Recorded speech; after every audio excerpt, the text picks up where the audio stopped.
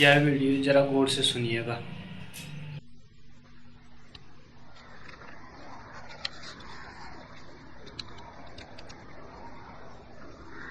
पहला प्रश्न। भगवान,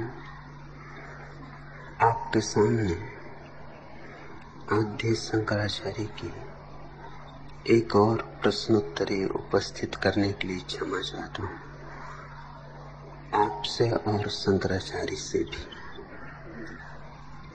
उपस्थिते प्राण हरे कृतंते किमाणु कार्य सुधिया प्रयातनाथ वाक्काय चित्तै सुधिया यमधनम मुरारी पादाम्बुज चिंतनम च। प्राण हरण करने वाले काल के उपस्थित होने पर सद्बुद्धि वालों को यत्न पूर्वक तुरंत क्या करना चाहिए? सुखदायक और मृत्यु का नाश करने वाले भगवान कृष्ण के चरण कमलों का मन, वचन और शरीर से ध्यान। भगवान इस प्रश्न का उत्तर देने की अनुकंपा करें। सच्चिदानंद।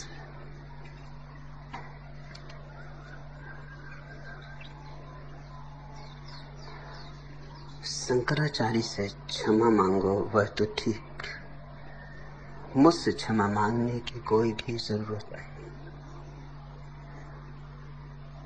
शंकराचार्य से क्षमा मांग लेना जरूरी है, क्योंकि तुमने आद्य शंकराचार्य को करीब करीब खाद्य शंकराचार्य बना दिया।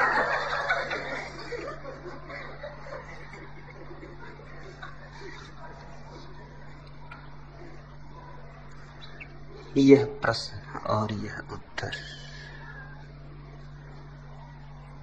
प्रश्न तो सुंदर है। प्रत्येक व्यक्ति का आंतरिक, प्रत्येक व्यक्ति का आत्यंतिक जीवंत प्रश्न है, लेकिन उत्तर दो कौड़ी का है।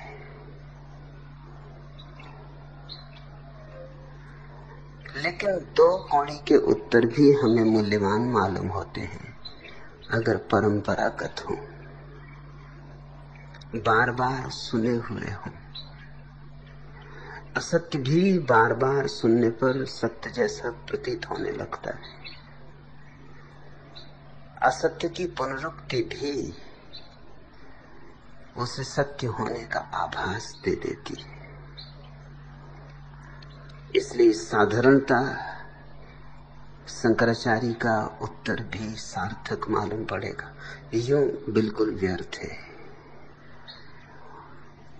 और मेरी दृष्टि के कारण ही व्यर्थ नहीं, शंकराचार्य की स्वयं की जीवन दृष्टि का अगर हम विचार करें तो भी व्यर्थ, उस संदर्भ में भी व्यर्थ है। एक और तो शंकराचार्य कहते हैं जगत माया है, असत्य, स्वप्नवत, और दूसरी तरफ कृष्ण के चरण कमल। अगर जगत माया है तो जो भी बाहर है सब माया हो गया। कृष्ण के चरण कमल भी बाहर है, भीतर तो नहीं। वे भी झूठ हो गए, असत्य हो गए।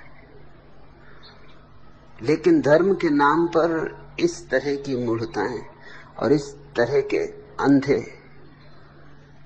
विश्वास, इस तरह की अबुद्धिपूर्ण धारणाएं प्रचलित रही हैं कि हमने धीरे धीरे उन पर विचार करना ही छोड़ दिया।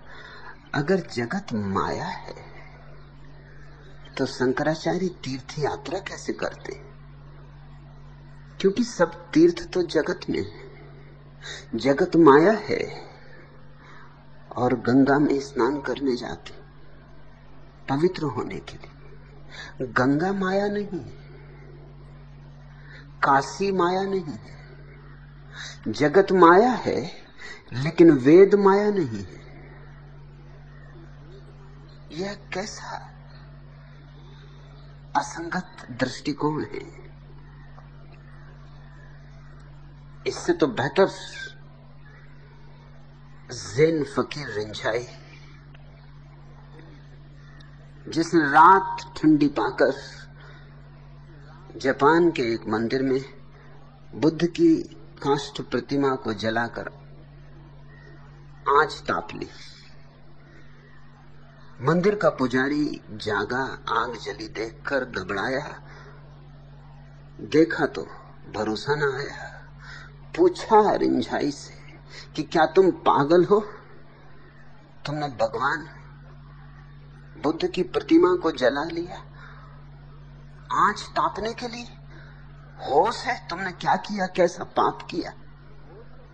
रिंझाई हंसा। अपने पास ही पड़े डंडे को उठा के उसने राख हो गई बुद्ध की प्रतिमा में कुछ खोजना शुरू कर दिया। पूछा मंदिर के पुजारी ने, क्या खोजते हो? रिंझाई ने कहा, भगवान की अस्थियां खोजता। फिर तो पुजारी को भी हंसी आ गई। उसने कहा, तुम पागल सुनिश्चित हो? अरे लकड़ी की प्रतिमा में कहीं अस्थियां होती? रिंझाई ने कहा, फिर तुम उतने नासमझ नहीं जितना मैंने सोचा था। अभी रात बहुत बाकी है और सर्दी बहुत है, और मंदिर में 2 प्रतिमाएं और हैं, उनको भी उठा लाओ। मैं भी तापूं, तुम भी तापो। क्यों सर्दी में ठिठुर रहे हो? लकड़ी ही है। प्रतिमा बना लेने से कोई प्रतिमा नहीं बन जाएगी। ये रिंझाई कहीं ज्यादा समाधि को उपलब्ध मालूम होता है बजाय शंकराचार्य के। एक और कहते हैं जगत माया, और दूसरी ओर कहते हैं कि जब मृत्यु द्वार पर खड़ी हो जाए तो भगवान कृष्ण के चरण कमलों का मन, वचन और शरीर से ध्यान। पहली तो बात यह कि जो व्यक्ति जानता हो कि आत्मा अमर है, वह मान ही नहीं सकता कि मृत्यु कभी द्वार पर खड़ी होती। जिसने जाना आत्मा की अमरता को, उसने जान लिया साथ ही मृत्यु की असत्यता को। दोनों बात एक साथ तो नहीं हो सकती। मैं अगर अमृत हूं तो मृत्यु कैसी? मृत्यु तो इस जगत में सबसे बड़ा झूठ है। शंकराचार्य जगत को तो झूठ कहते, जो कि भरी भांति सत्य है, पूरी तरह सत्य है। प्यास लगती है तो इसी जगत के पानी को पीते, और भूख लगती है तो इसी जगत में भिक्षा मांगने निकलते, और विवाद करना होता है तो इसी जगत की यात्रा पर दिग्विजय करने को निकलते, दूर दूर पंडितों को हराने जाते।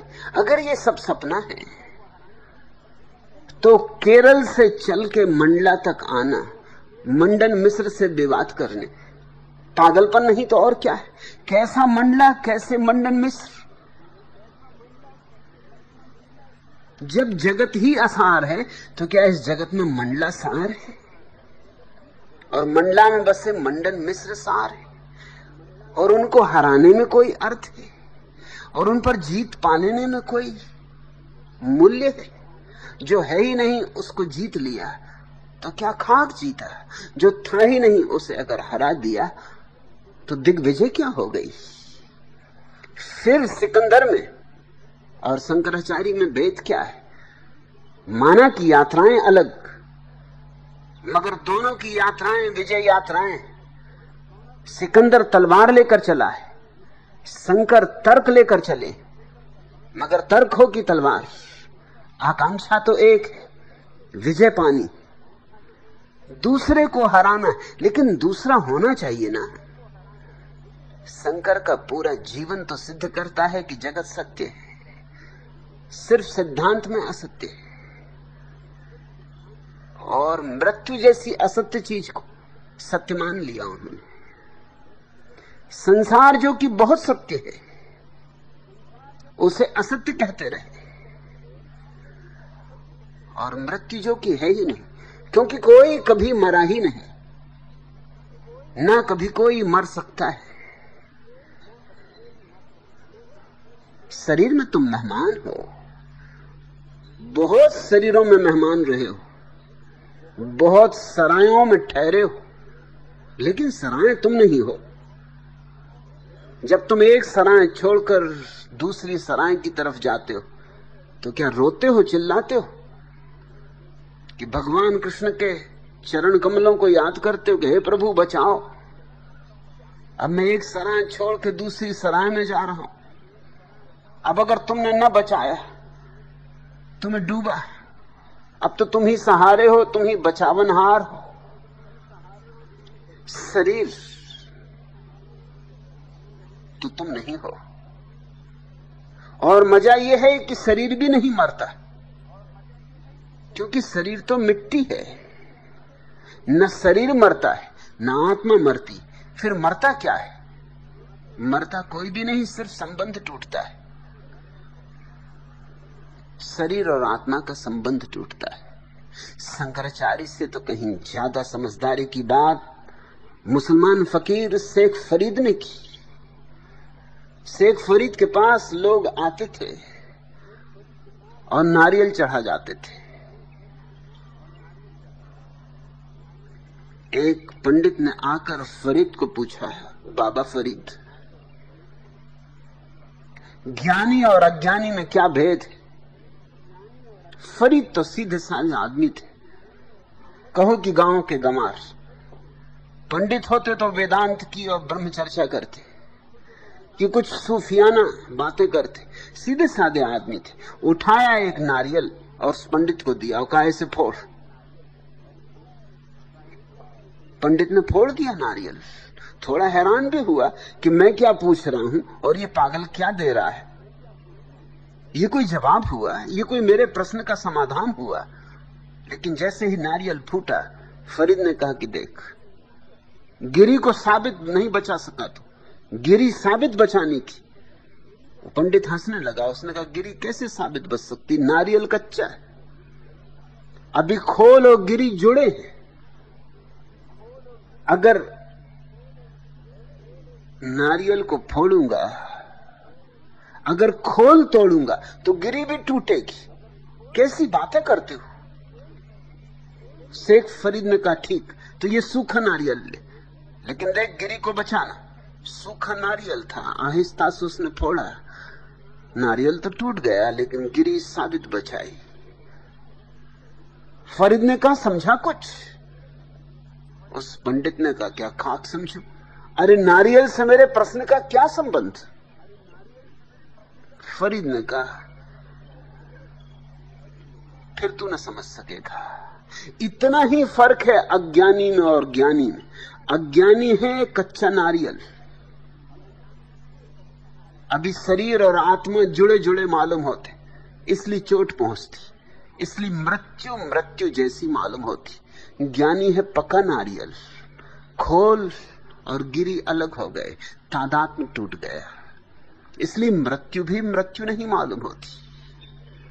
ये प्रश्न तो ठीक है सहजानंद, उपस्थिते प्राण हरे कृतांते, जब मृत्यु आकर उपस्थित हो जाए।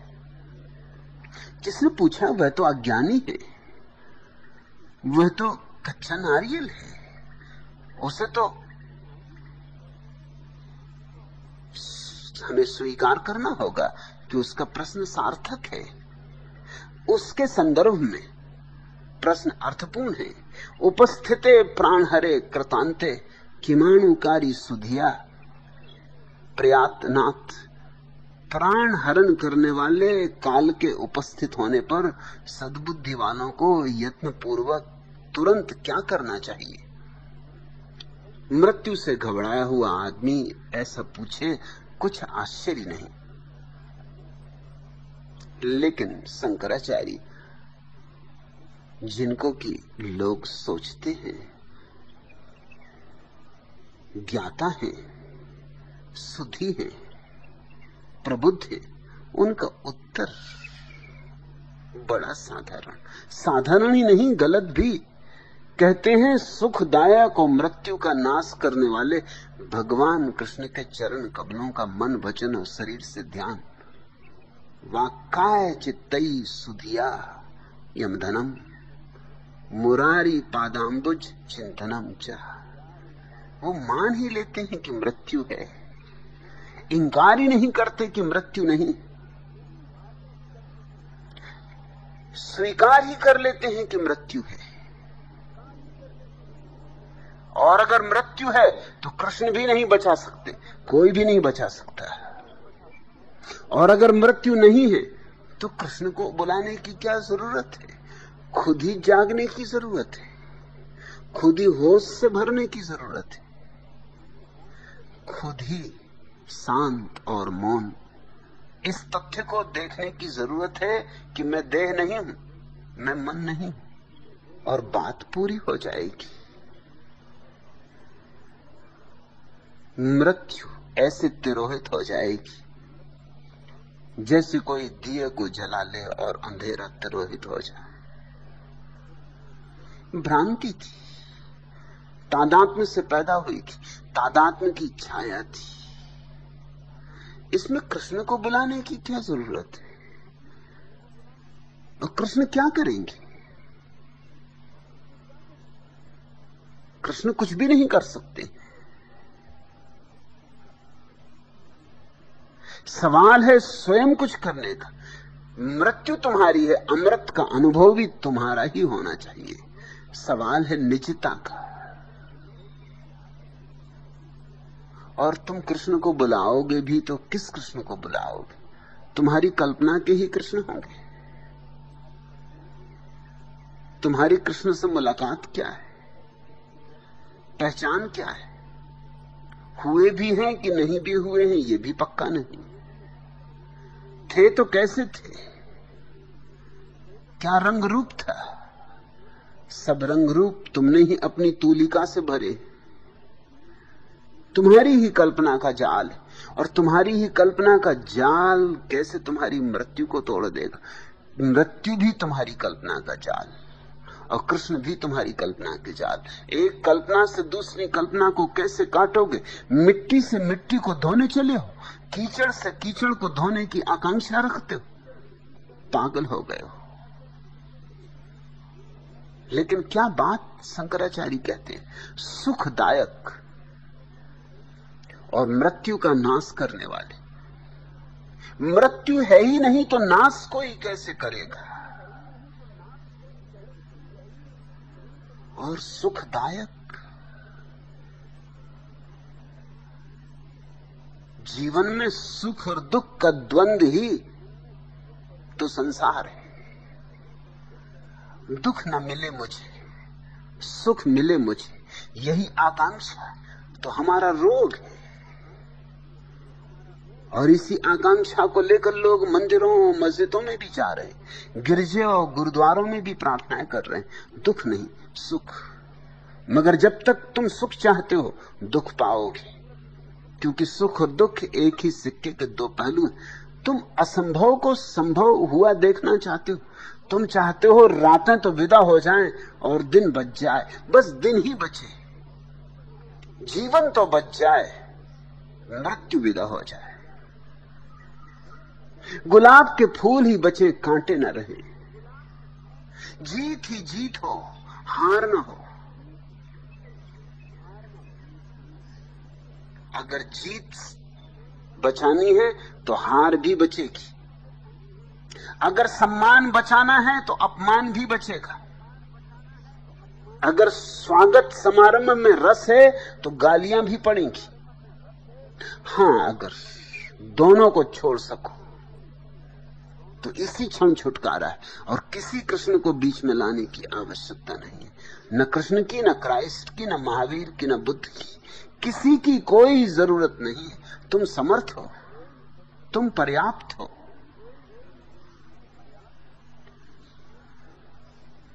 और क्या हैरानी की बात कही है। ऐसा लगता है ध्यान की भी कोई अनुभूति नहीं। कहा कि चरण कमलों का मन, वचन और शरीर से ध्यान करो। ध्यान का अर्थ ही होता है मन, वचन, शरीर के पार जाना। अगर शरीर, मन, वचन से ध्यान करोगे तो पार कैसे जाओगे? ध्यान का अर्थ ही डगमगा गया, सारी बात ही गलत हो गई। ये ध्यान हुआ। शंकराचार्य किस चीज को ध्यान कह रहे? शरीर से कैसे ध्यान किया जाता है? क्या पद्मासन में बैठ गए तो शरीर से ध्यान हो गया? अभी अभी कुछ दिन पहले दिगंबर जैनों के एक बड़े महात्मा, तथाकथित महात्मा कांजी स्वामी मरे। उनकी तस्वीर मरने के बाद अखबारों में छपी। बड़ी प्यारी तस्वीर थी, बड़ी खूबी की तस्वीर थी। तस्वीर थी कि वो तो मर गए, अब उनकी लाश को लोग जबरदस्ती तोड़ मरोड़ के पद्मासन में बिठा रहे हैं। 8-10 आदमी मेहनत कर रहे हैं। कोई टांग मोड़ रहा है, कोई हाथ मोड़ रहा है।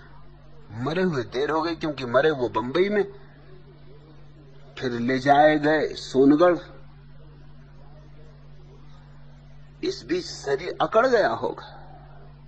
अब इस अकड़े शरीर को, अब चाहे हड्डियां टूट जाएं, फ्रैक्चर हो जाए, कोई फिक्र नहीं, मगर पद्मासन में बिठाना, क्योंकि बिना पद्मासन में बैठे अगर मर गए तो मोक्ष नहीं। ये है शरीर का ध्यान। ये मर ही चुके बेचारे, ये जा ही चुके नरक या मोक्ष, जहां भी गए हो, जहां इन्हें जाना है जा चुके। मगर शिष्य अपना आखिरी कृत्य पूरा कर रहे हैं, वो शरीर से ध्यान करवा रहे हैं। उन्होंने बिठा दिया। अब मारपीट करोगे तो मुर्दा आदमी क्या करे? जिंदा हो तो इनकार भी करे कि भाई क्या मेरी टांग तोड़े डाल रहे हो, क्यों मेरी गर्दन मरोड़ रहे हो। अब उनकी हालत मैंने देखी, बड़ी बुरी हालत थी। मुंह लटक गया था, एक तरफ से मुंह खुला था, एक तरफ से बंद था, लार बह रही थी, लेकिन जबरदस्ती उनकी गर्दन सीधी की जा रही थी, हाथ मोड़े जा रहे थे। ठीक पद्मासन में बिठाना जरूरी, और नंगा भी कर दिया था, क्योंकि जीवन भर वो यूं तो पैदा हुए श्वेतांबर, स्थानकवासी, लेकिन बातें करने लगे वो एक जैन विचारक हुए, कुंद कुंद। उनकी कुंद कुंद की बात श्वेतांबर धारणा के लोगों को बिल्कुल नहीं जमती। उन्होंने निकाल कांजी स्वामी को बाहर किया। तब से वो दिगंबर हो गए, और दिगंबरों में उनकी खूब पूजा हुई। ये नियम है, अगर ईसाई हिंदू हो जाए तो ईसाई था तब तक 2 कौड़ी का था, हिंदू होते ही एकदम हीरा हो जाएगा।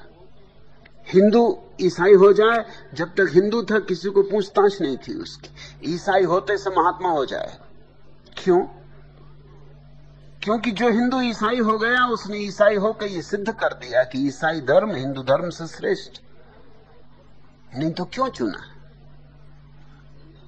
जो ईसाई से हिंदू हो गया, उसने सिद्ध कर दिया कि बाइबल से गीता महत्वपूर्ण है, इसलिए सम्मान मिलेगा हिंदुओं के द्वारा उसे।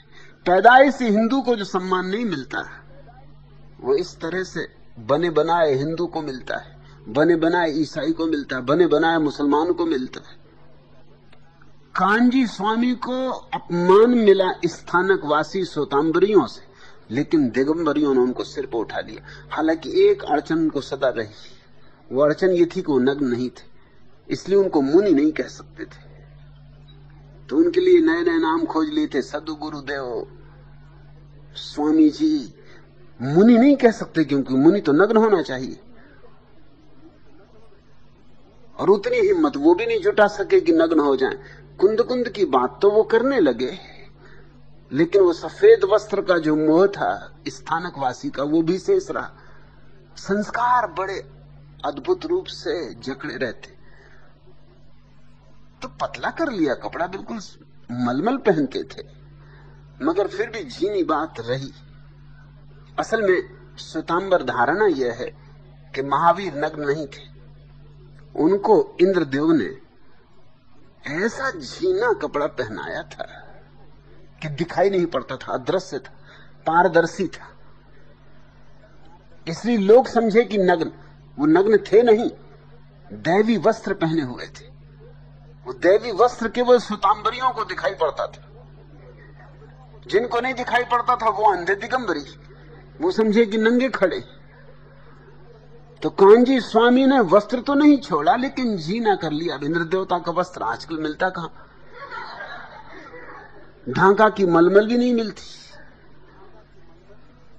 कि हाथी को उड़ा दो इतनी बड़ी मलमल को और छल्ले में से निकाल दो, वो भी नहीं मिलती। मगर जो भी हो सकता था, जितनी पतली मलमल मिल सकती थी पहनते थे बेचारे। लेकिन मर के दिगंबरियों को अड़चन थी कि अब क्या होगा, मोक्ष तो जा नहीं सकते, मलमल भी बाधा हो जाएगी, ध्यान रखना।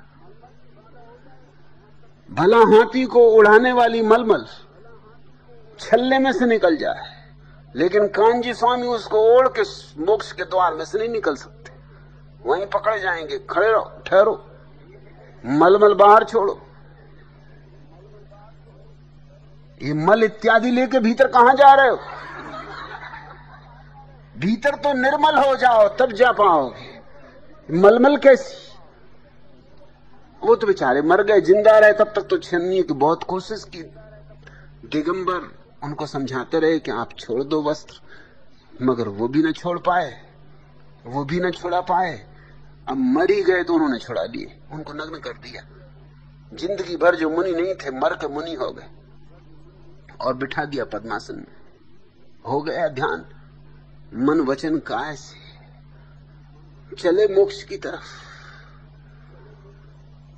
शंकराचार्य की ये बात तो बड़ी ही बेढंगी कि मन वचन और शरीर से ध्यान। ध्यान का अर्थ ही होता है मैं शरीर नहीं, फिर शरीर पद्मासन में बैठा हो कि शवासन में लेटा हो, हर हालत में मैं शरीर नहीं। ये ध्यान का पहला कदम। ध्यान का दूसरा कदम कि मैं विचार नहीं, मन नहीं, कल्पना नहीं, वासना नहीं। फिर चाहे मन में कोई भी वासना चल रही हो, मोक्ष की भी वासना हो, तो भी मैं वह वासना नहीं। ये ध्यान का दूसरा कदम। और ध्यान का तीसरा कदम कि मैं भावना नहीं, भाव नहीं। फिर ये कृष्ण के चरण कमल, ये तो भावना की ही बात है, ये तो शुद्ध मन का जो अंतिम गहरा से गहरा रूप है, भाव, सूक्ष्म से सूक्ष्म, वही है। इन तीनों के पार हो जाना, शरीर के, मन के, हृदय के, तब तुरीय अवस्था पैदा होती, तब चौथी अवस्था पैदा होती है। वही चौथी अवस्था ध्यान है। प्रश्न बड़ा सुंदर था, सजनन तुमने अनुवाद में भी थोड़ा खराब कर दिया।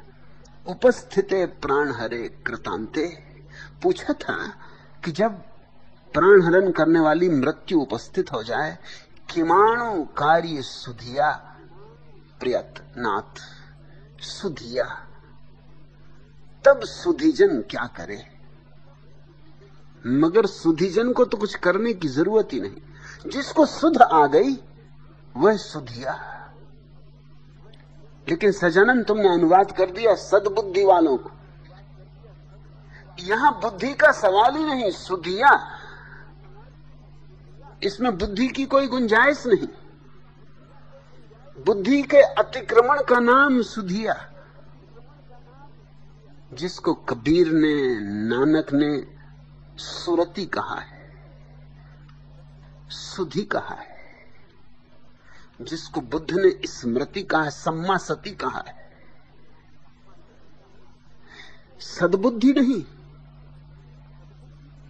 यहां कहां सद्बुद्धि और कहां असद्बुद्धि? अच्छा और बुरे का भेद ही बुद्धि का है। यहां तो बुद्धि रही ही नहीं, सिर्फ सुधि रह गई, सिर्फ आत्मस्मरण रह गया, अपनी प्रतीति रह गई, होने का भाव मात्र रह गया। अब तो यह भी पता नहीं कि मैं कौन हूं, अब तो यह भी पता नहीं मैं क्या हूं, अब तो जिसको पता हो सकता है वह भी नहीं। सुधि तो समाधि की अवस्था है। बुल्ले शाह का यह वक्तव्य सुनो। बुल्ला के जाना मैं कौन, ना मैं मोमिन विच मसीता, ना मैं विच कुफर दिया रीता, ना मैं पाका विच पलीता, ना मैं मूसा ना फरौन। बुल्ला की जाना मैं कौन, ना मैं अंदर बेद कताबा, ना विच भंग न सराबा, ना विच रहिंदा मसत ख्वाबा, ना विच जागन ना विच सोन। बुल्ला की जाना मैं कौन, ना विच सादी ना गमना की, ना मैं विच पलिती पाकी, ना मैं आबी ना मैं खाकी, ना मैं आतस ना मैं पौन। बुल्ला की जाना मैं कौन, ना मैं अरबी ना लाहौरी, न हिंदी न सहर नगौरी, न मैं हिंदू तुरक पसौरी, न मैं रहिंदा विच नदौन। बुल्ला की जाना मैं कौन, अवल आखर आप नु जाना, न कोई दूजा छोर पछाना, मैथों होर न कोई सयाना। बुल्ला साए कीड़ा है कौन, बुल्ला की जाना मैं कौन। अर्थात बुल्ले शाह कहते हैं कि मैं क्या जानूं कि मैं कौन हूं। बुल्ला की जाना मैं कौन। ऐसा सन्नाटा है, ऐसी समाधि है, ऐसा शून्य है, कौन जाने किसको जाने। जानने में द्वैत होता है, जानने वाला और जो जाना जाए, ज्ञाता और गे। बुल्ला की जाना मैं कौन। बुल्ले शाह कहते हैं मैं क्या जानूं कि मैं कौन। न जानने वाला है कोई, न जानने को है कोई, सब सन्नाटा है, सब शून्य है, निराकार है।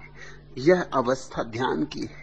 न मैं मस्जिद में मोमिन, मत कहो कि मैं मुसलमान हूं, मेरा क्या लेना देना मस्जिद से और मुसलमान से। न मैं कुफ्र की रीतियों में हूं, और ये मत सोचना कि मैं मुसलमान नहीं हूं तो मैं मुसलमान विरोधी हूं, वह भी मैं नहीं हूं। न मैं पापियों में पवित्र हूं, और न ही मैं मूसा हूं, न फरौन हूं। बुल्ला कहता है मैं क्या जानूं मैं कौन। मत पूछो, मुसलमान हूं, हिंदू हूं, ईसाई हूं, यहूदी हूं, मत पूछो।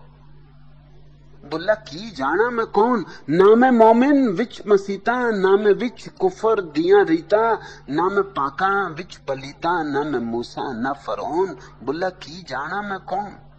ना मैं वेद किताबों में हूं, और न भांग व शराब में, न मैं सपनों में मस्त हूं, न सोने में और न जागने में। गजब की बात कही कि न मैं सपनों में मस्त हूं, न सोने में और न जागने में।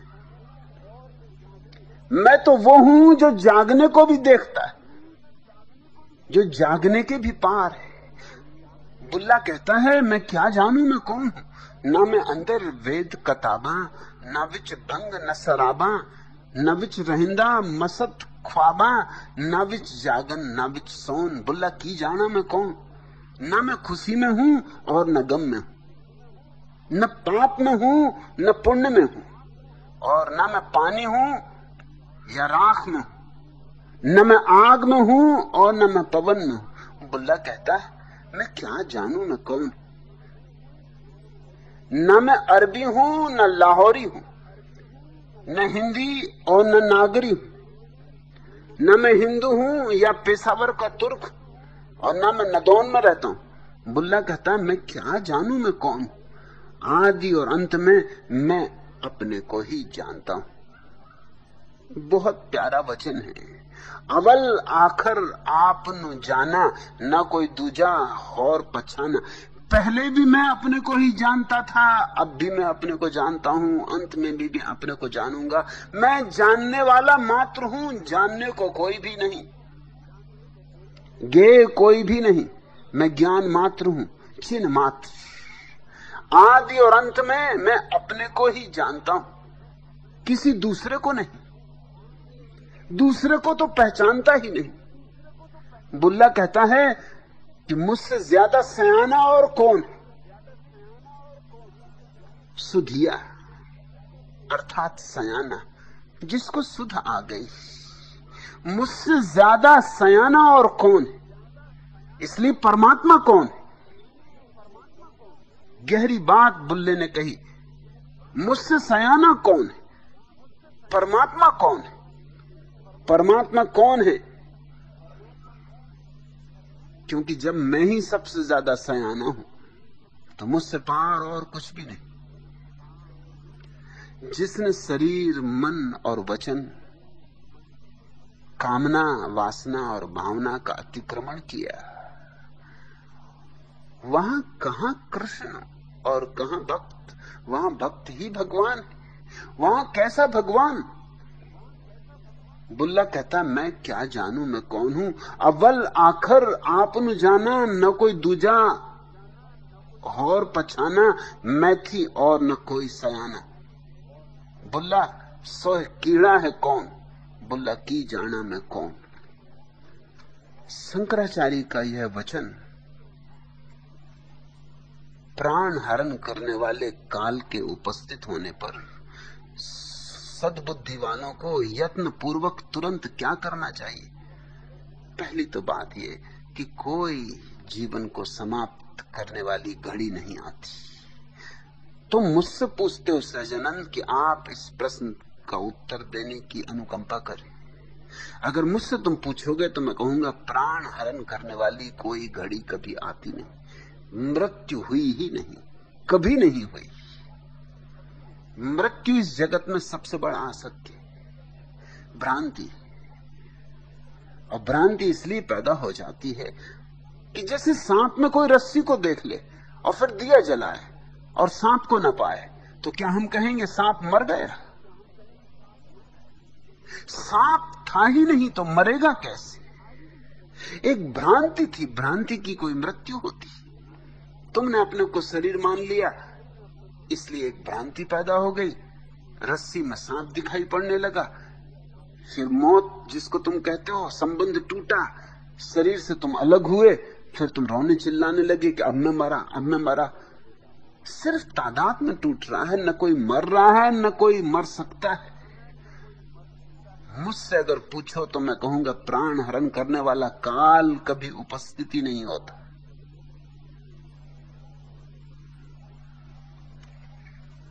दिल की चोटों ने कभी चैन से रहने न दिया।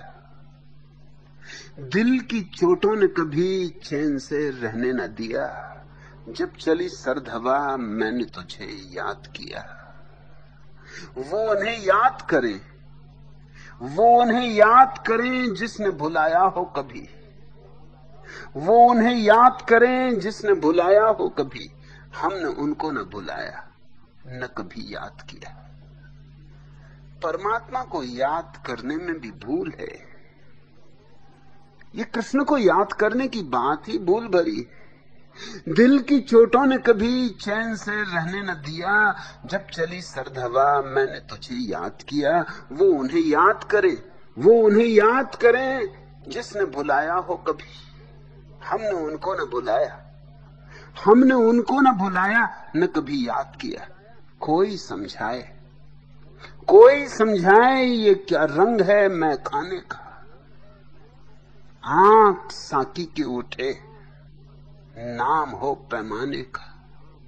कोई समझाए ये क्या रंग है मैं खाने का, कोई समझाए। गर्मिये सम्मा का अफसाना सुनाने वालों, गर्मिये सम्मा का अफसाना सुनाने वालों, रक्स देखा नहीं तुमने अभी परवाने का, रक्स देखा नहीं, रक्स देखा नहीं तुमने अभी परवाने का। किसको मालूम थी पहले से खिरत की कीमत, हाल में होश पे एहसान है दीवाने का, कोई समझाए ये क्या रंग है मैं खाने का। आंख साकी की उठे नाम हो पैमाने का, कोई समझाए, कोई समझाए ये क्या रंग है मैं खाने का। चश्मे साकी, चश्मे साकी मुझे हर गाम पे याद आती है, रास्ता भूल न जाऊं कहीं मैं खाने का। चश्मे साकी मुझे हर गाम पे याद आती, रास्ता भूल न जाऊं कहीं मैं खाने का। अब तो हर शाम गुजरती है उसी कूचे में, अब तो हर शाम गुजरती है उसी कूचे में। ये नतीजा हुआ, ये नतीजा हुआ ना से तेरे समझाने का। मंजिले गम से गुजरना तो है आसान एक बार, इश्क है नाम, इश्क है नाम खुद अपने से गुजर जाने का। कोई समझाए ये क्या रंग है मैं खाने का। आंख साकी की उठे नाम हो पैमाने का, कोई समझाए, कोई समझाए ये क्या रंग है मैं खाने का। याद करो परमात्मा को ये बात ही गलत, भूलो मत परमात्मा को ये बात जरूर सही। तुम थोड़ी दुविधा में पड़ोगे, तुम कहोगे मैंने फिर पहेली कही। दोहरा दूं, याद करो परमात्मा को ये बात ही गलत। याद किया हुआ परमात्मा दो कौड़ी का, क्योंकि याद तुम क्या करोगे, तुम्हें याद नहीं है इसलिए तो याद कर रहे हो। तो तुम जो याद करोगे वो कल्पना ही होगी, कोई धारणा ही होगी। हिंदू हुए तो कृष्ण, ये शंकराचार्य अगर ईसाई होते तो कभी भूल के ना कहते कि कृष्ण को याद करो, कहते क्राइस्ट को याद करो। अगर ये बुद्ध होते तो कहते बुद्ध को याद करो। अगर ये जैन होते तो कहते महावीर को याद करो। किसको याद करोगे? याद करोगे तो कल्पना ही होगी। याद नहीं है इसलिए तो याद करते हो, और जब याद नहीं है तो जाहिर है कि तुम कल्पना ही कर सकते हो। और क्या करोगे? मैं नहीं कहता कि परमात्मा को याद करो, मैं कहता हूं बात कुछ ऐसी बनानी है कि परमात्मा भूले नहीं। ये बात बिल्कुल और है, अन्यथा है। परमात्मा भूले नहीं, याद नहीं करना है, शरीर से तादात्म्य तोड़ना है, मन से नाता मुक्त करना है, हृदय के पार उठना है, पंख फैलाने। और जैसे ही तुम शरीर, मन और हृदय के पार उठे, जैसे ही तुमने पंख फैलाए और आकाश खुला, कि फिर जो दिखाई पड़ेगा वही परमात्मा की याद है। फिर वह कृष्ण की याद नहीं, न क्राइस्ट की, न मोहम्मद की, न मूसा की।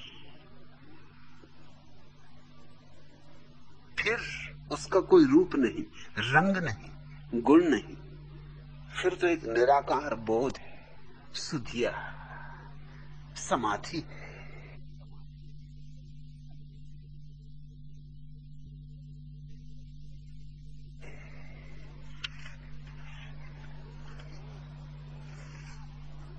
क्या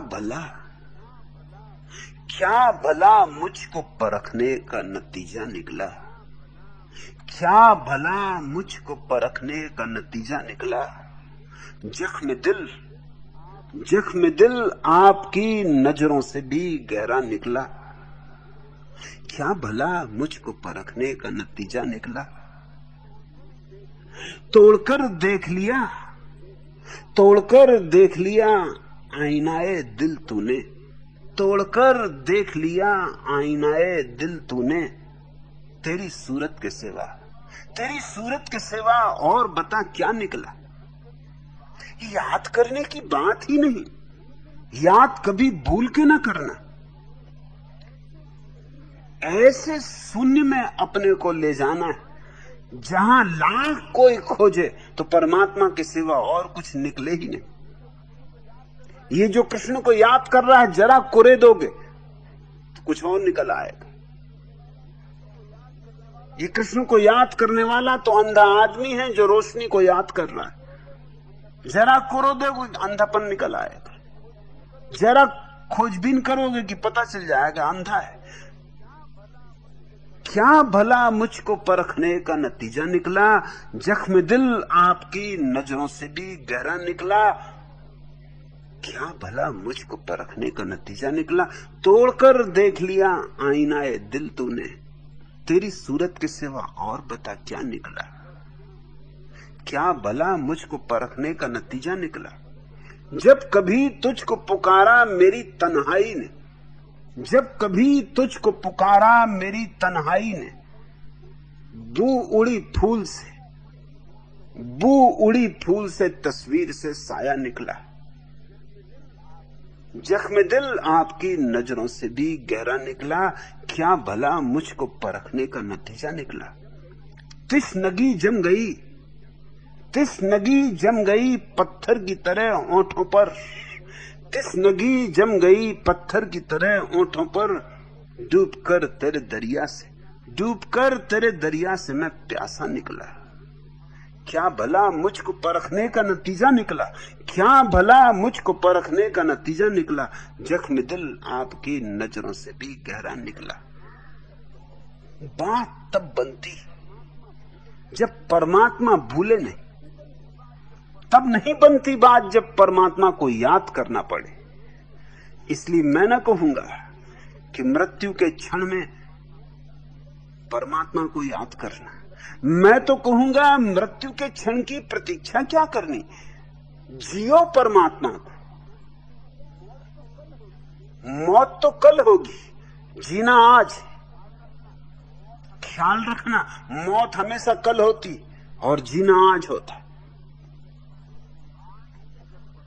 आज अगर परमात्मा को न जान सकोगे तो कल कैसे जान लोगे। कल आज से ही तो निकलेगा, आज से ही तो जन्मेगा, आज की ही कोख से तो पैदा होगा। कल आएगा कहां से। मैं कल की बात ही नहीं करता, मैं तो कहता हूं आज जियो। परमात्मा को जीना है, पीना है, उठना है, बैठना है, चलना है, फिरना है। परमात्मा तुम्हारे जीवन की शैली और व्यवस्था होना चाहिए। परमात्मा सिर्फ याददाश्त नहीं, किसी मंदिर में बैठ के बजाई गई घंटों की आवाज नहीं, किसी मजार पर चढ़ाया गया दिया नहीं। परमात्मा तुम्हारे उठने बैठने, खाने पीने, सोने जागने की पूरी शैली के नाम है, पूरी व्यवस्था का नाम। परमात्मा एक जीने का ढंग है, जीने की एक कविता, जीने का एक संगीत। जियो परमात्मा को और तब तुम पाओगे मौत आती ही नहीं, होती ही नहीं। फिर कृष्ण इत्यादि के चरण कमलों को याद करने की जरूरत ना पड़ेगी। और जिया नहीं अगर परमात्मा को तो तुम लाख चरण कमलों को याद करो, कुछ काम ना आएंगे। ये मरते वक्त की बेईमानी काम नहीं पड़ सकती। जिंदगी भर तो धन के पीछे दौड़ो और मरते वक्त मन वचन और शरीर से ध्यान करोगे, कैसे करोगे। जिंदगी भर तो कुछ और जब अर्थी उठे तो राम नाम सत्य। ये कैसे होगा। हां, दूसरे कहेंगे राम नाम सत्य, मगर तुम तो जा चुके, तुम तो अब वहां नहीं हो। और ये दूसरे भी जल्दी राम नाम सत्य करके अपने अपने घर जाना है इनको। दूसरे काम सत्य हैं, राम नाम सत्य तो दूसरे के लिए बोल रहे हैं, अपने लिए नहीं बोल रहे हैं। ये तो इसलिए दूसरे के लिए बोल रहे हैं कि जब ये मरे तो दूसरे इनके लिए बोल दें। ये एक औपचारिकता है, लेन देन है, दुनिया का हिसाब किताब है, व्यवहार है। नहीं, मैं न कहूंगा कि मृत्यु की प्रतीक्षा करो तब परमात्मा का बोध जगाना। अभी यही इसी क्षण क्यों न परमात्मा के बोध को जगाओ, कल पर क्यों टालो। जो मूल्यवान है उसे हम अभी करते हैं, जो मूल्यहीन है उसे कल पे टालते हैं। और याद नहीं करना है परमात्मा को। इसलिए मैं यहां प्रार्थना पर जोर नहीं देता, मेरा जोर ध्यान पर है। प्रार्थना है परमात्मा को याद करना, और ध्यान है उस अवस्था में पहुंच जाना जहां बुलाना भी चाहो परमात्मा को तो बुला नहीं सकते हो। लाख बुलाने का उपाय करो, नहीं बुला सकते हो, क्योंकि वही है, एकमात्र वही है।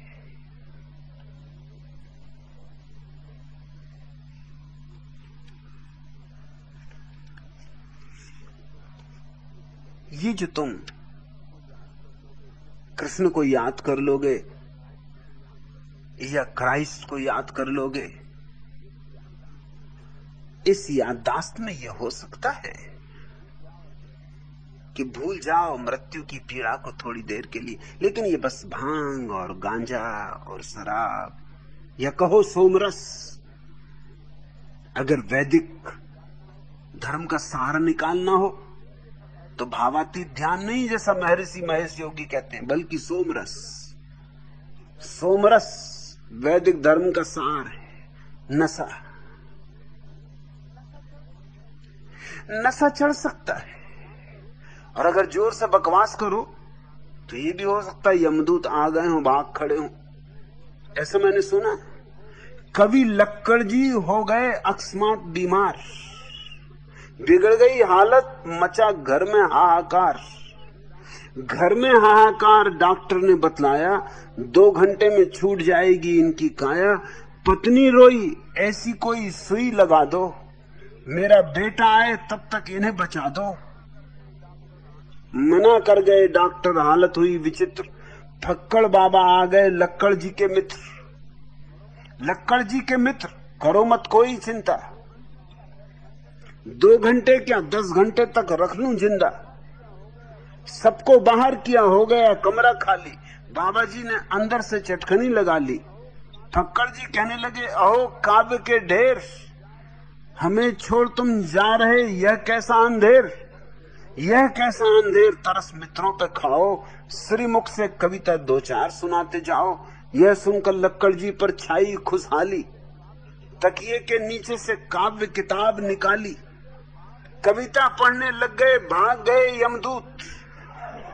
सुबह 5 की ट्रेन से आए कवि के पूत, आए कवि के पूत, न थी जीवन की आशा। पहुंचे कमरे में तो देखा अजब तमाशा। कविता पाठ कर रहे थे कविवर लक्कड़ जी, होकर बोर मर गए थे बाबा फक्कड़ जी। तुम अगर ज्यादा बकवास मचा दो, हरे कृष्णा हरे रामा हरे कृष्णा हरे रामा, हो सकता है यमदूत घबरा जाए, इधर उधर खिसक जाए, मगर फिर लौट आएंगे। कितनी देर तक शोरगुल मचाओगे? यूं नहीं चलेगा, यूं नहीं चल सकता है। जीवन रूपांतरित होना चाहिए। धर्म श्वास श्वास में होना चाहिए, हृदय की धड़कन धड़कन में, और तब पाया जाता है अमृत का स्रोत अपने ही भीतर, शाश्वत स्रोत। उसकी एक बूंद भी पड़ जाए फिर कोई मृत्यु नहीं। अमृतस्य पुत्र, तुम सब अमृत पुत्र हो। याद नहीं, सुध नहीं, सुध लाने, सुध लाने की प्रक्रिया ध्यान, और ध्यान शंकराचार्य वाला नहीं कि तन से मन से वचन से ध्यान कर रहे हो। ध्यान से मेरा अर्थ है निर्विचार चित्त की दशा, शून्य, निराकार, निर्विकल्प, जहां सिर्फ होना मात्र रह जाए,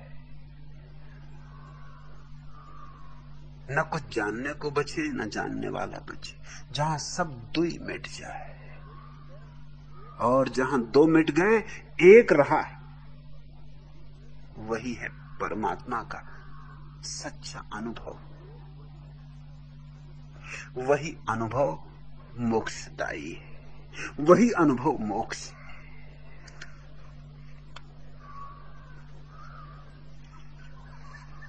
दूसरा प्रश्न,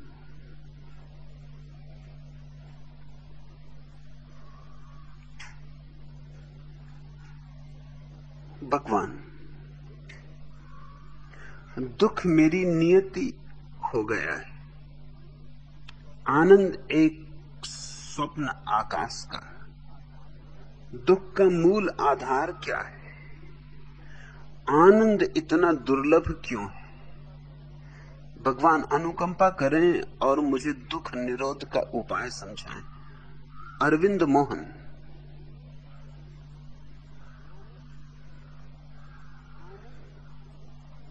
आनंद हमारा स्वभाव है और दुख हमारा अर्जन। दुख हमारी चेष्टा है, नियति नहीं। आनंद हमारी नियति है, दुख हमारा आयोजन।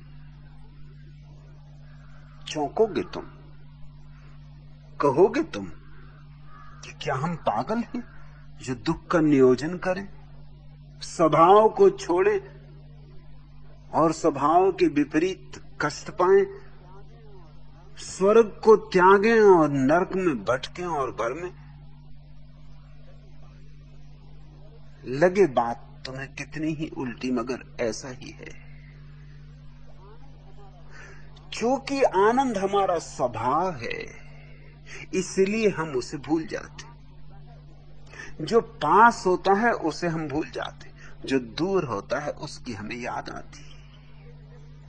इसलिए तो प्रत्येक व्यक्ति स्वयं को भूल गया है। दूसरों के नाम याद हैं, पते याद हैं, टेलीफोन नंबर याद हैं, क्या क्या याद नहीं। अरे भूगोल, इतिहास, गणित, विज्ञान, क्या क्या याद नहीं। सिर्फ एक चीज याद नहीं, मैं कौन हूं इसका कुछ पता नहीं। सारी दुनिया का इतिहास मालूम है, सारे विश्व का विस्तार मालूम। लोग आकाश में तारे बता देते हैं, किस तारे का क्या नाम। खुद तारों को पता नहीं, इनको पता है। अपना कुछ पता नहीं। चांद पर जाने की उत्सुकता है, मंगल पर पहुंचने की आकांक्षा है, खुद अपना कुछ पता नहीं। अरविंद मोहन। दुख किसी की भी नियति नहीं है, लेकिन प्रत्येक ने दुख को नियति बना लिया है। कुछ कारण है। पहला कारण कि स्वभाव से हम आनंद हैं, और जो हम स्वभाव से हैं उसको हम विस्मरण कर जाते, याद करने की जरूरत ही नहीं पड़ती। अगर तुम्हें आईने में अपनी तस्वीर देखनी हो तो जरा दूर खड़े होना होता है। अगर बिल्कुल आईने से नाक लगा के खड़े हो जाओ तो अपनी तस्वीर भी दिखाई ना पड़ेगी। अगर आंख भी आईने से लगा दो तब तो बिल्कुल कुछ भी दिखाई ना पड़ेगा, आईना दीवार हो जाएगा। थोड़ा फासला चाहिए,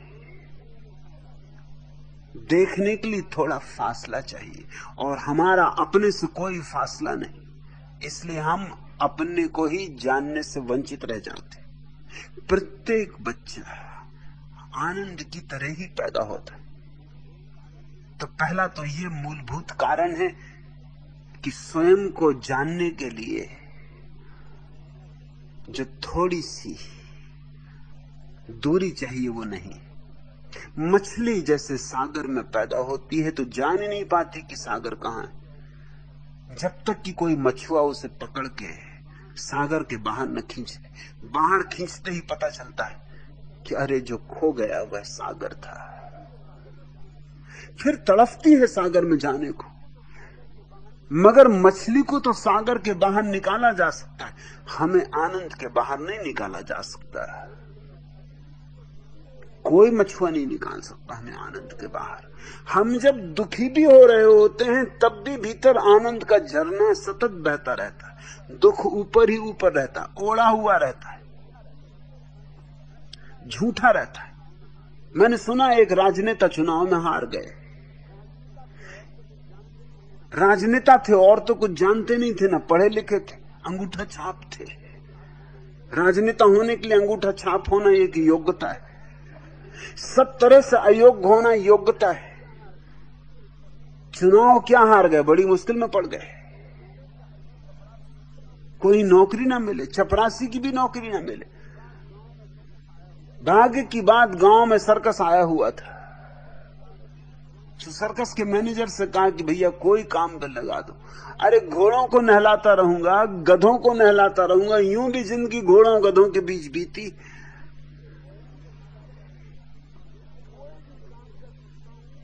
कोई भी काम कर सकता हूं, प्रमाण के लिए इतना काफी है कि 10 साल तक संसद का सदस्य रहा हूं। अब इससे बुरा और क्या काम होगा। तुम जो कहो करूंगा, गोबर लीद जो भी कहो सब सफाई कर दूंगा। मैनेजर ने कहा भाई गोबर लीद वगैरह एक सफाई करने वाले आदमी तो हैं, एक काम अगर कर सको और राजनेता हो जरूर कर सकते हो।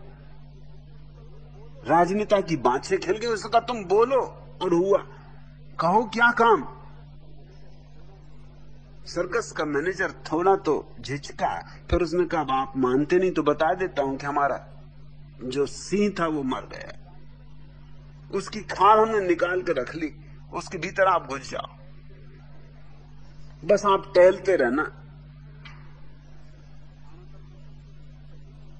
चारों तरफ सींचे लगे हैं, आप बस टहलते रहना और ये टेप रिकॉर्डर साथ रखो अंदर, इसमें आवाज भरी हुई सिंह की, तो बीच बीच में दहाड़ लगा देना, बस टेप रिकॉर्डर की बटन दबा देना, दहाड़ निकल जाएगी, जनता आनंदित हो जाएगी, बस आपका कुल काम इतना है। राजनेता ने कहा इसमें क्या दिक्कत है। अरे यही तो हम जिंदगी भर करते रहे, तरह तरह की खाला ओढ़ी, क्या क्या नाटक नहीं किए, कैसे कैसे नौटंकी नहीं रची, और हम क्या बोलते थे, अरे टेप रिकॉर्डर ही बोलता था, सेक्रेटरी तैयार करता था, हम भाषण देते थे। ये चलेगा, ये काम तो हमारा अभ्यास का है, ये तो बिल्कुल ठीक है, योग्य हमारे काम मिल गए। नेता बड़े खुश हुए, घुस गए सिंह की खाल में, आनंद भी बहुत आया। बार बार बटन दबाएं और सिंह की गर्जना करें, बच्चे एकदम रोने लगे, स्त्रियां बेहोश हो जाएं, पुरुषों की छाती दहल जाए, नेता को बड़ा आनंद आए। आनंद ही ये है राजनीति का, और क्या आनंद है कि लोगों की छाती दहल जाए। लेकिन तभी देखा कि कटघरे का दरवाजा खुला और एक दूसरा सिंह भीतर घुसा। उसको देख जैसे नेता भूल गए, चौकड़ी भूल गए, एकदम 2 पैर पर खड़े हो गए। जनता तो दंग रह गई। अरे आदमी, स्त्रियों के तो छोड़ो, पुरुष तक बेहोश होने लगे, हद हो गई। सिंह और 2 पैर पे खड़ा, और न केवल 2 पैर पे खड़ा, चिल्ला अरे बचाओ, मारे गए, बचाओ, मुझे नहीं करना ये काम। ये किस तरह का सिंह। तभी दूसरा सिंह बोला, अरे चुप रह बदतमीज, तू क्या समझता, तू ही चुनाव हारा, हम भी चुनाव हारे।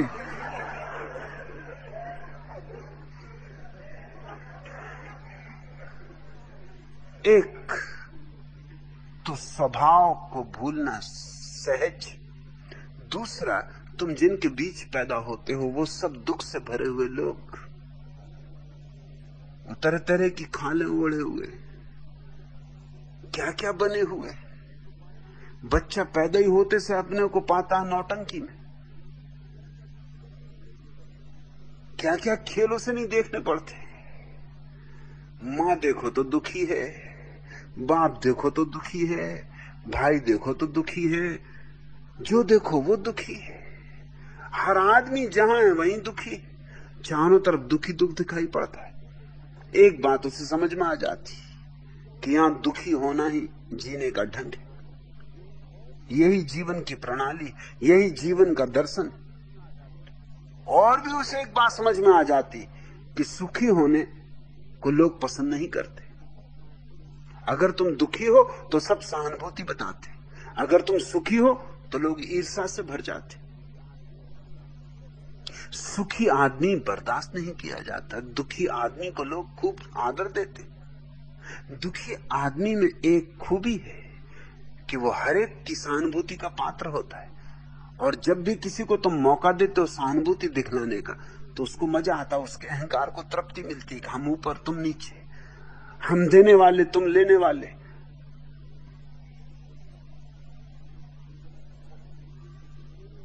तो बच्चा बहुत जल्दी ये तरकीब, ये राजनीति, ये कूटनीति सीख लेता है, फिर वो दुख का खेल करने लगता है। भीतर से हंसी भी आ रही हो तो भी रोकता है, क्योंकि जब भी खिलखिलाता है तभी डांटा जाता है, जब भी रोता है तभी प्यार किया जाता है, जब भी हंसता है तभी दुत्कारा जाता है, जब भी खेलता है, उछलता है, कूदता है, नाचता है तभी डांट कि बंद कर, बैठ एक जगह, शांति से बैठ। और जब उदास बैठा हो तो मां पुचकारती है, बाप पुचकारता है, कोई मिठाई देता है, कोई खिलौना पकड़ाता है, मोहल्ले वाले तक, आस पड़ोस के लोग भी गोबर गणेश बच्चों को बैठे हैं उदास तो थपकी मारते कि बेटा क्या हो गया, काहे इतने उदास, कौन सी चिंता तुम्हें सता रही।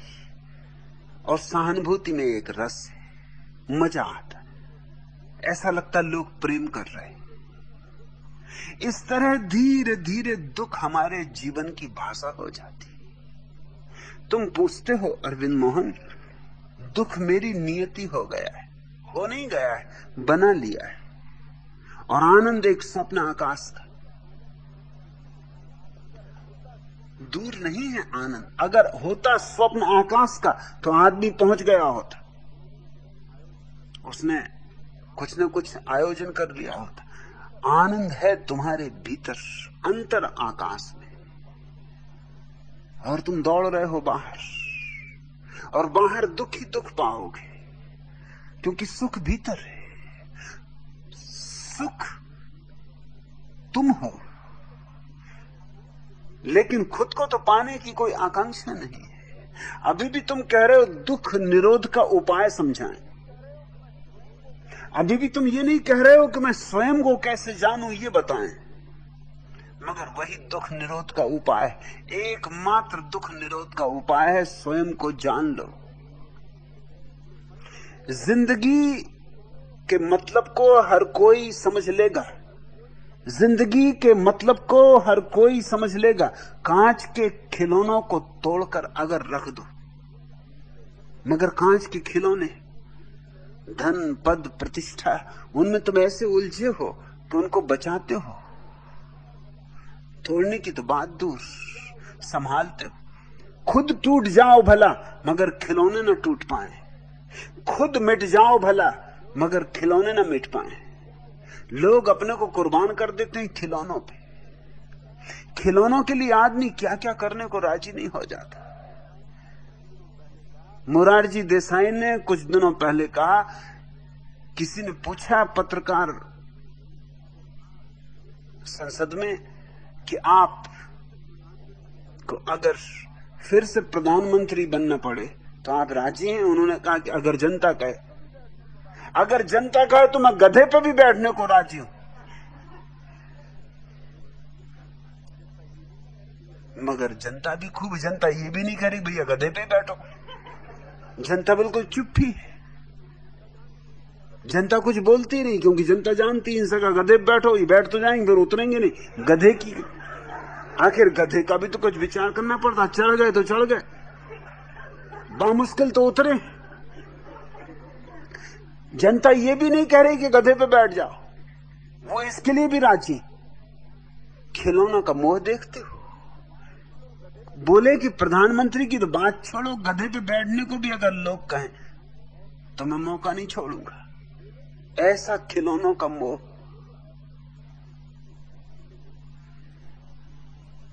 लेकिन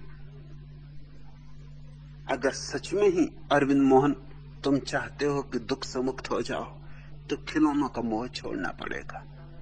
गधे की तो बात छोड़ो, जनता अगर कहे हाथी पे भी बैठो तो कहना कि नहीं बैठना। अपनी मौज, जहां बैठना वहां बैठेंगे, क्यों बैठे हाथी पर। मगर अरविंद मोहन ने भी सुना होगा हाथी नाम, तो मन में गुदगुदी आ रही होगी कि हाथी पे तो, गधे पे तो ठीक है कि न बैठे, मोरारजी भाई को बैठ जाने दो, मगर हाथी पर, और बैंड बाजा बज रहा हो और फूल माला तैयार हो और स्वागत द्वार बने हो, तो फिर सोचेंगे दुख निरोध कल कर लेंगे, ऐसी क्या जल्दी है। हाथी कल आया नहीं आया, जनता ने कल कहा नहीं कहा, अरे लोगों का क्या भरोसा। हवा के रुख बदल जाते हैं, मौसम बदल जाते हैं। आज संगी साथी हैं, कल कोई संगी साथी नहीं।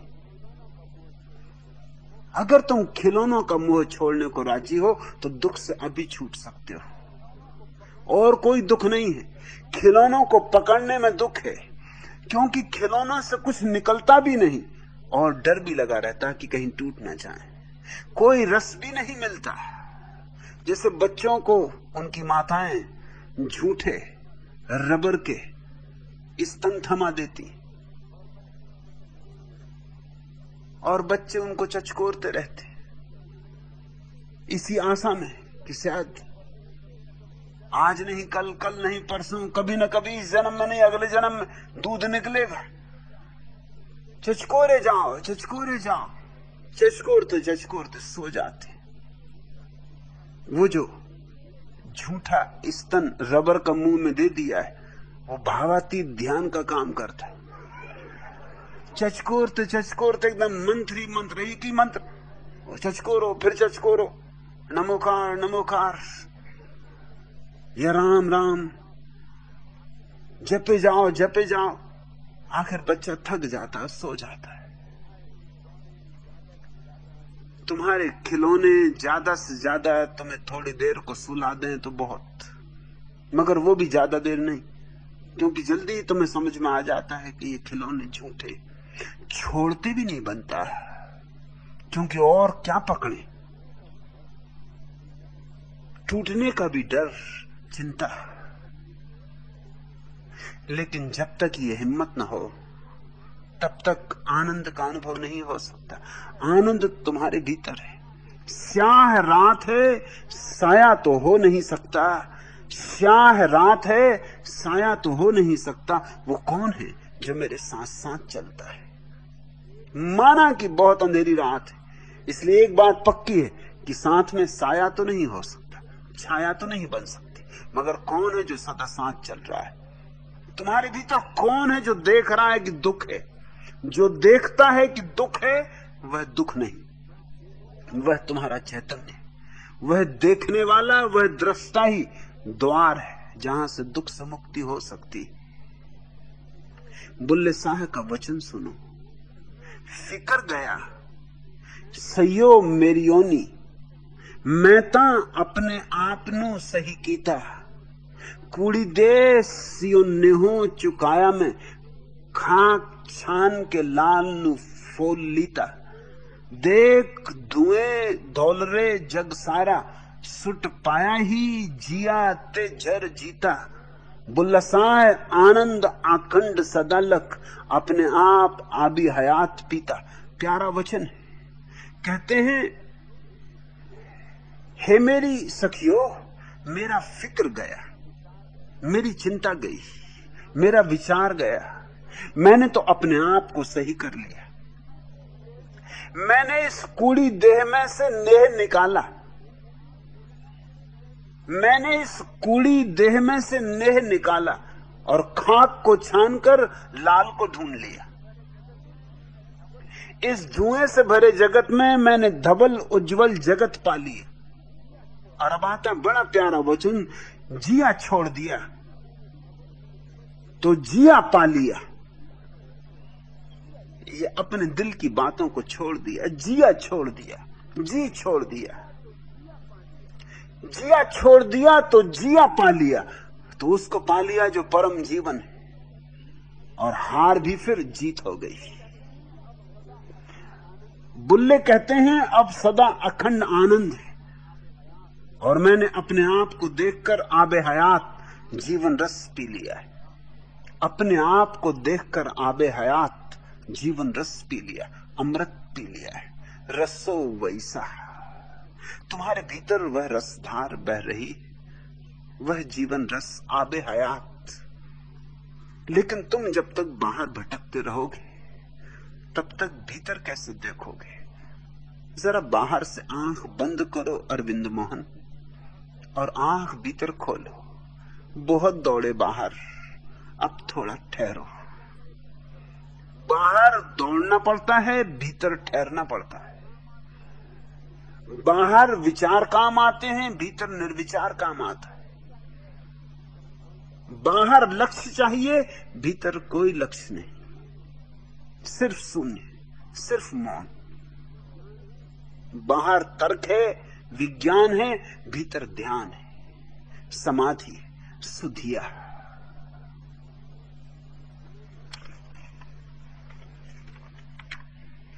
और तब जिंदगी बदल जाती। जरा सी नई नजर की जरूरत है, मुझे दे दे, मुझे दे दे। रसीले ओंठ, रसीले ओंठ, मासूमाना पेशानी, हंसी आंखें। मुझे दे दे रसीले ओंठ, मासूमाना पेशानी, हंसी आंखें, कि मैं एक बार फिर रंगीनियों में गर्क हो जाऊं। मेरी हस्ती को तेरी एक नजर आगोश में ले ले, हमेशा के लिए इस दाम में महफूज हो जाऊं। जियाए हुस्न से जुल्माते दुनिया में न फिराऊं। गुजस्ता हसरतों के दाग मेरे दिल से धुल जाएं, मैं आने वाले गम की फिक्र से आजाद हो जाऊं। मेरे माजी व मुस्तकबिल सरासर महव हो जाएं। मुझे वो एक नजर, एक जाबदानी सी नजर दे दे, मुझे दे दे। मुझे वो एक नजर, एक जाबदानी सी नजर दे दे। बस इतनी सी बात चाहिए, एक अमृत को देखने वाली आंख, एक जाबदानी सी नजर।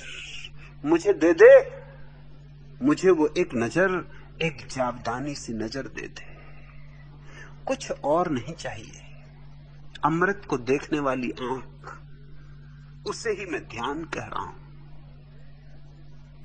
ध्यान के अतिरिक्त आनंद से परिचित होने का कोई उपाय नहीं, क्योंकि ध्यान स्वभाव से परिचय है।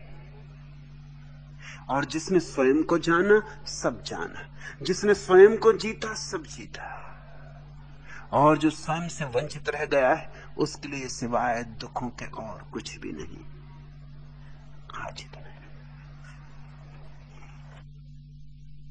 अगर यह वीडियो आपको अच्छी लग रही हो तो वीडियो को लाइक और चैनल को सब्सक्राइब करें।